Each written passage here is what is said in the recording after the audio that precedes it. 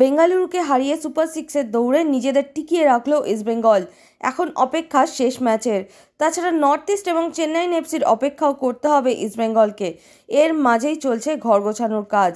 শোনা যাচ্ছে centre midfielder mark জুথানপুইয়াকে সই করাবে ইস্টবেঙ্গল। তার সঙ্গে নাকি চূড়ান্ত পর্যায়ের আলোচনাও সেরে ফেলেছে লাল হলুদ ম্যানেজমেন্ট। জুথানপুইয়া হায়দ্রাবাদ এফসির হয়েই খেলছেন। বর্তমানে তার মার্কেট ভ্যালু 40 লক্ষ টাকা।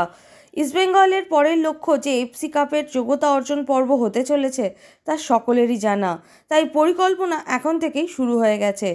এই মরশুমে ইস্টবেঙ্গল এমন একটা দল যারা অভিজ্ঞ খেলোয়াড়দের পাশাপাশি জুনিয়র খেলোয়াড়দেরও সুযোগ দিচ্ছে, তার ফলও তারা হাতে নাতে পাচ্ছে। এবার আই লিগ থেকে মোহামেডান স্পোর্টিংয়ের ডেভিড লালহানসাঙ্গাকে নিয়ে আসার চেষ্টা করছে লাল হলুদ ম্যানেজমেন্ট, তা আগেই শোনা গিয়েছিল। কিন্তু মোহামেডান স্পোর্টিংও পরের বছর আইএসএল খেলবে, সেই যোগ্যতা তারা অর্জন করে নিয়েছে।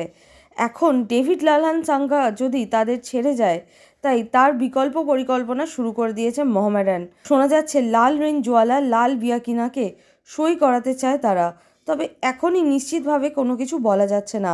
মোহামেডান এরপর আইএসএলে কেমন পরিকল্পনা করবে সে তো সময় বলবে।